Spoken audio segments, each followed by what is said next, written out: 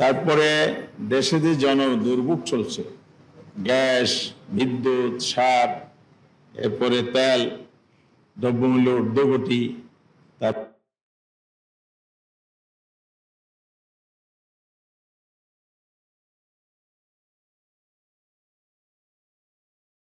করেছি সরকারের যে ব্যর্থতা সর্বত্র যে পরিলক্ষিত হচ্ছে, পুরো জাতি অনেকগুলো সংকটের মুখোমুখি হয়ে গেছে। একদিকে পার্লামেন্টে চলছে জুলাই সনদ গণরায় বাস্তবায়ন না করার কারণে এটা শোনা যায়, এগুলো নিয়ে বিস্তারিত আলোচনা হয়েছে। আর একটা হচ্ছে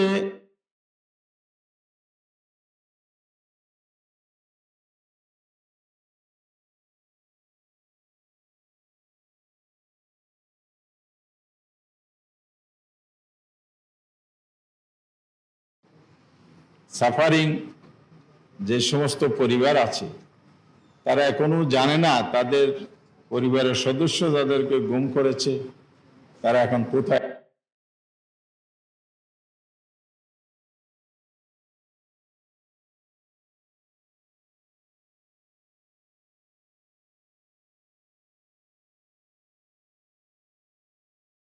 আবার হত্যা করা হয়েছে, সেগুলোর বিচারও আজ পর্যন্ত মানুষ পায়নি।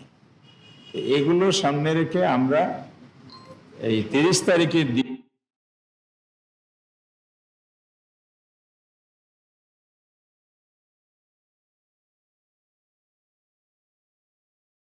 পক্ষ থেকে আমাদের 11 দলের সমর্থনে আমরা বিকাল 3টায় আমাদের পরিবারদের নতুন নতুন সংকটের জন্ম দিচ্ছে এবং এই সরকার দেশটাকে একটা বিভিন্নভাবে অকার্য।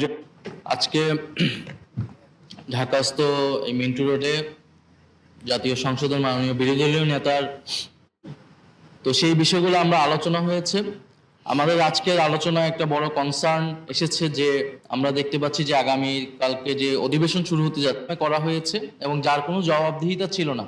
মানবাধিকার কমিশন একটি ছিল, বিচার ব্যবস্থা ছিল, কিন্তু যে আগের থেকেও দুর্বলতর আইন হিসেবে 2009 সালের যে আইন ছিল মানবাধিকার কমিশনের, তার থেকেও দুর্বল হিসেবে একটা আইন নিশ্চিত করা না হয়, এই কারণে তারা এরকম একটা আইন আসলে করতে যাচ্ছে। ফ্যাসিবাদ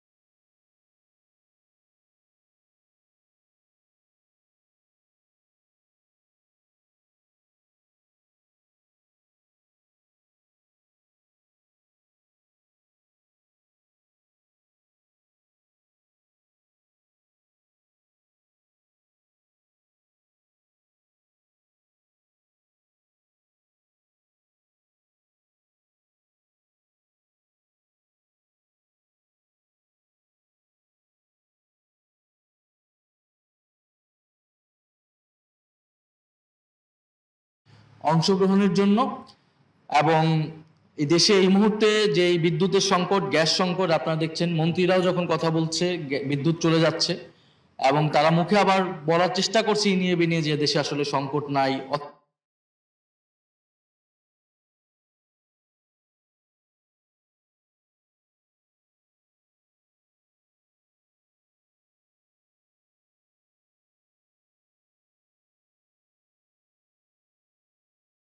ফলে আমরা মনে করছি যে জনগণ এটির পক্ষে কোনোভাবেই এটি মেনে নিবে না।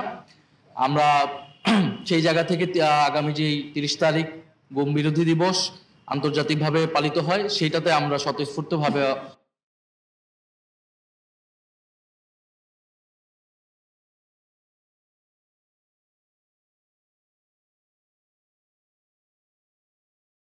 ধন্যবাদ আপনাদের। ধন্যবাদ সবাই। সরকারের 180 দিন উপলক্ষে 11 দলের পক্ষ থেকে বলা হয়েছে যে সরকার ব্যর্থ হয়েছে। এর জবাবে সরকারি দলের ভারপ্রাপ্ত মহাসচিব বলেছেন যে বিরোধী দলের অভিযোগ ঢালাও বক্তব্য, এটার কোনো ভিত্তি নেই এবং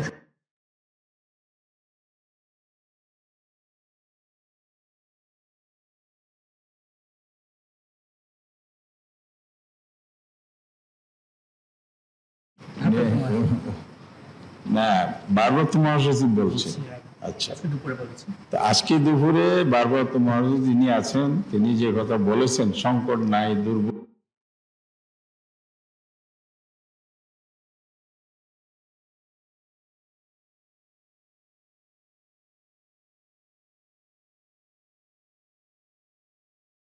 বন্ধ হয়ে গেছে, শত শত কারখানা বন্ধ হয়ে যাচ্ছে, তাহলে আমার দেশের অর্ডার চলে যাচ্ছে ভিন্ন দেশে, কারণ বাইরেরা তো বসে থাকবে না।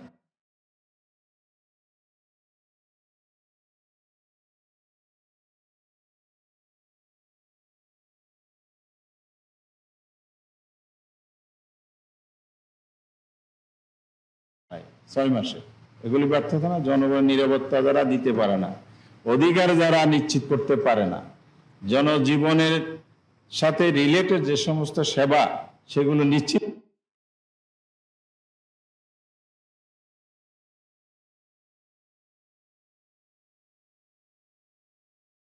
নাহিদ ভাই, একটু সেটা আমার নাম হচ্ছে মাদরুল ইসলাম ইসরায়েলি আছে, সেটা আগামীকাল যে অধিবেশন শুরু হতে যাচ্ছে, 6 মাসের মধ্যে জুলাই সনদ পাস করার একটা কথা ছিল 180 কর্মদিবসের মধ্যে।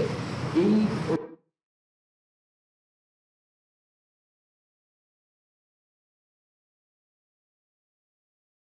কথা রয়েছে এবং বাধ্যবাধকতা রয়েছে।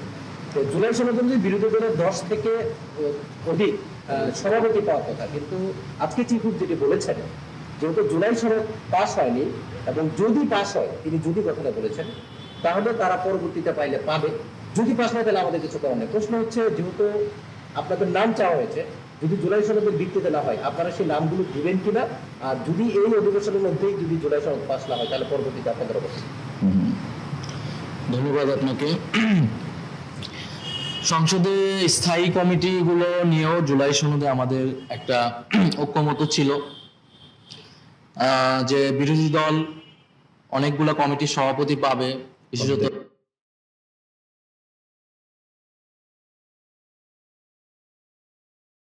কমিটমেন্টটাও রক্ষা করে নেই এবং তারা এখন বলতেছে জুলাই সনদ বাস্তবায়ন হলে। তো জুলাই সনদে এটা তো কমিটমেন্ট ছিল, জুলাই সনদের যেই অংশগুলো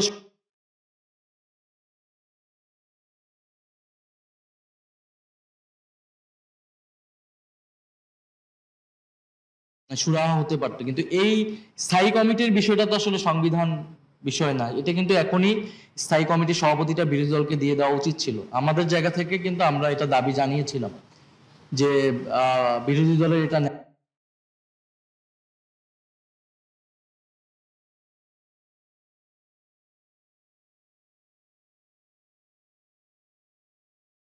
সেই জায়গা থেকে তারা সেটা দিবে না বলেছে। জুলাই সনদ বাস্তবায়ন হলে তারা তো বাস্তবায়ন করবে না, এটা আমরা জানি। বাস্তবায়ন তাদের নোট অফ ডিসেন্ট সহ করবে, করলেও ফলে এটা আসলে হতে যা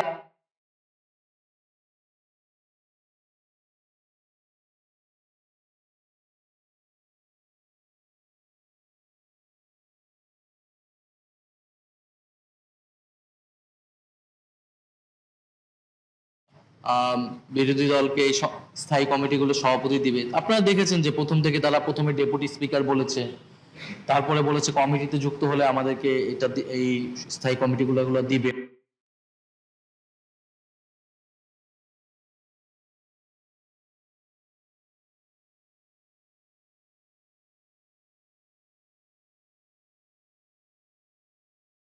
গণতন্ত্র প্রতিষ্ঠা করতে চায়, বিরোধী দল হিসেবে আমরা তো যেটা আমাদের ন্যায্য, যেটা গণতন্ত্র প্রতিষ্ঠার জন্য প্রয়োজন, জনগণের অধিকার প্রতিষ্ঠার জন্য আমরা সেটুকুই শুধু চাচ্ছি। নামগুলো দিবেন।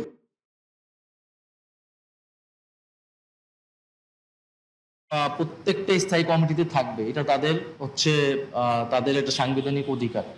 ফলে সেই জায়গায় সেটা আমাদের আলোচনা, এর আগের কমিটিগুলোতে কিন্তু বিরোধী দলের সংসদ সদস্য রয়েছে। ফলে যদি কমিটি হয়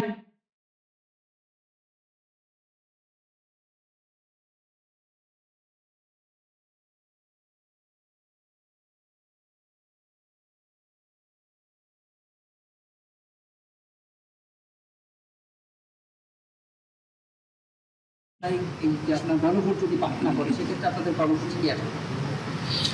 আমাদের তো কর্মসূচি চলমান আছে। আমরা তো 5 সেপ্টেম্বর থেকে লং মার্চ ঘোষণা করেছি।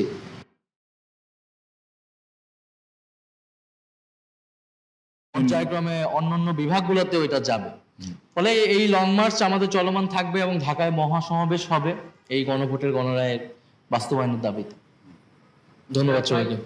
আপনারা লং মার্চ করবেন চট্টগ্রামে এবং চট্টগ্রামের পরিচয় দিয়ে নিন একটু নিজের। আমি শীর্ষ নিউজের কাছ থেকে আমি মোহাম্মদ খেলাম।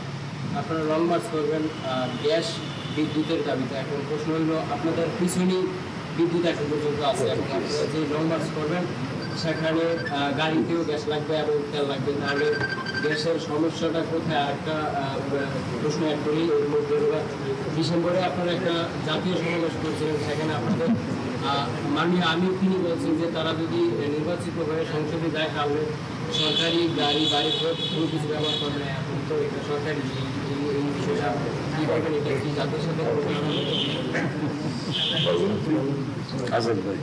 আচ্ছা, প্রশ্ন তুমি শীর্ষ নিউজ করলো, এই প্রশ্নটা আমাদের কাছে বোধগম্য নয়। এই কারণে সরকারি বাড়ি কাকে বলে? সরকারি বাড়ির মালিক ডাক্তার শফিকুর রহমান দলিল হয়েছে? এই প্রশ্ন কেন আসে? এটা না, উনি এটাই বলছেন, যদি আমরা সরকার গঠন করি বা জনগণ ম্যান্ডেট দেয় তাহলে আমরা সরকারি প্লট বলতে সরকার যে রাষ্ট্রে অবদান রাখার জন্য রাষ্ট্রের এই পর্যায়ে যারা প্রতিনিধিত্ব করেন তাদেরকে অতীতে প্লট দিয়েছে, তাদেরকে ফ্ল্যাট দিয়েছে, তাদেরকে গাড়ি সুবিধা ট্যাক্স ফ্রি দিয়েছে, সেটা করেছে। আমরা তো পার্লামেন্টে ছিলাম, দেখেছি তো কি হয়েছে। উনি এটা বলেছেন যে যাদের এত কিছুই আছে তাদের এবার সরকারি এই ধরনের ফ্যাসিলিটি প্রিভিলেজ নেয়ার প্রয়োজন নাই, অন্যরা নিলেও আমরা নেব না। আমাদের দলের পক্ষ থেকে আমির সাহেব এটাই বলেছেন। কিন্তু আপনি টাইনা যে এখানে যে বিরোধী দলের সরকারি বাসভবন নিয়ে আসছেন, এটা হলো সরকার পরিচালনায় বিরোধী দলের যে একটা নেতা তার কিছু ফাংশন তো আছে। এই ফাংশন সংসদেও করবে, অফিসেও করবে, হাউসেও করবে। এটা চিরচারিতভাবে হয়ে আসছে, মেয়াদ শেষ হলে আবার এটা মালিক সরকার হয়ে যাবে। এই জন্য এই প্রশ্নটা প্রাসঙ্গিক নয়, এটা মোটেই প্রাসঙ্গিক নয়। এই দালানে বিদ্যুৎ আছে, কিন্তু সংসদের স্পিকার তিনি তো বলেছেন, বিদ্যুৎ মন্ত্রী যখন বললেন লোডশেডিং নাই, বলে মাননীয় মন্ত্রী আমার এলাকার লোকেরা আমাকে ফোন করে বলে যে 14 ঘন্টা 18 ঘন্টা লোডশেডিং আমার বোলায় হয়। এগুলোকে আপনি কিভাবে নেবেন? এবার সরকারকে আপনি প্রশ্ন করেন, সংকট কোথায় দূরীভূত হবে? আচ্ছা ভাই, আমার নাম মামুন আব্দুল্লাহ, আমি বাংলা ভিশনে কাজ করি। আপনারা তো লং মার্চ দিচ্ছেন, বিরোধী দলের যে গণতান্ত্রিক অধিকার সেটা আপনারা পালন করছেন। এই দাবি যদি না মানে তাহলে তারপরে আপনারা মহাসমাবেশ দিবেন, তাও যদি না মানে আপনাদের কি কর্মসূচি? শুনেন, তাও না মানে এগুলো হইতে 17 বছর পার করে জুলাই অভ্যুত্থান হয়েছে। এই জন্য তাও না মানে আগে এগুলো শেষ হোক, যেগুলো ঘোষণা হয়েছে, তারপরে আবার প্রশ্ন করবেন যে এরপরে কি। এই জন্য আজকে যে সরকার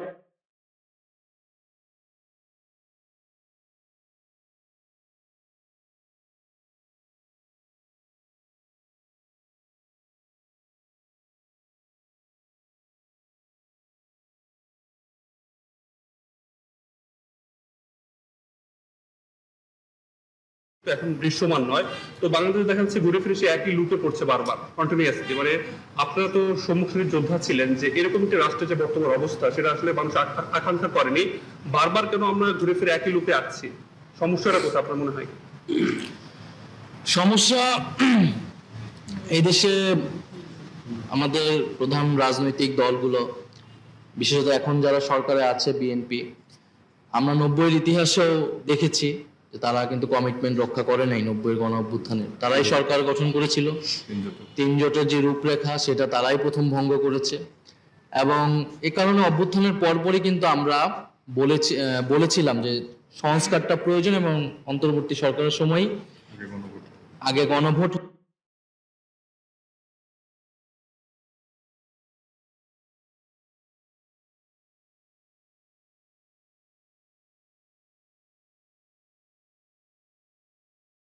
একই ধরনের ক্ষমতা ভোগ করতে চায় যেটা আওয়ামী লীগ সরকার ক্ষমতা ভোগ করেছিল, সে একই ধরনের চরিত্র তাদের মধ্যেও আছে বলেই তারা হয়তো ফ্যাসিবাদ বিরোধী আন্দোলনে আমাদের সাথে ছিল, কিন্তু তাদের লক্ষ্য আর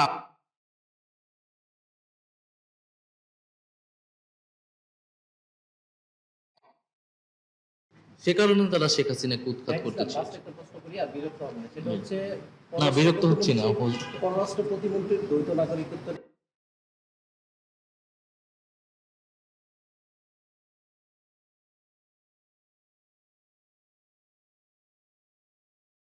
অধিকার আছে জানা। এই যে প্রশ্ন করা নিয়ে উনি প্রশ্ন তুললেন এবং তার দ্বৈত নাগরিকত্বের এই যে অভিযোগ উঠেছে, এই বিষয়ে আপনাদের কি অবস্থান হবে? আমরা মনে করি যে এই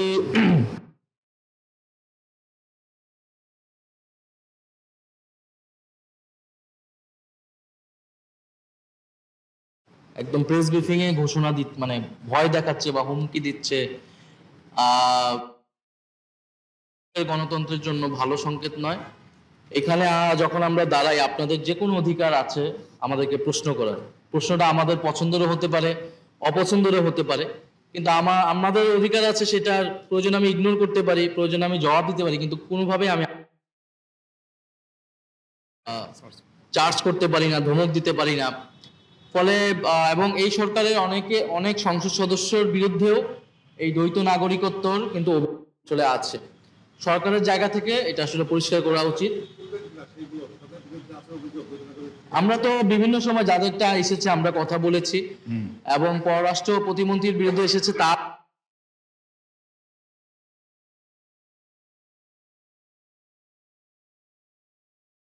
উচিত, কিন্তু কোনোভাবেই গণমাধ্যমকে আসলে হুমকি দেওয়া এটা আসলে সমুচিত না।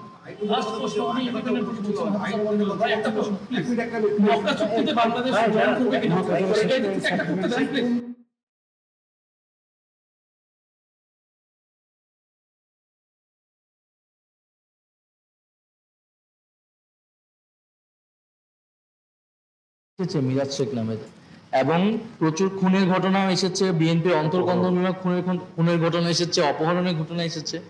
ফলে গুমের সংস্কৃতি বাংলাদেশ থেকে বন্ধ হয়ে গেছে, এটা আমরা একেবারেই বলতে পারি না। আর এটা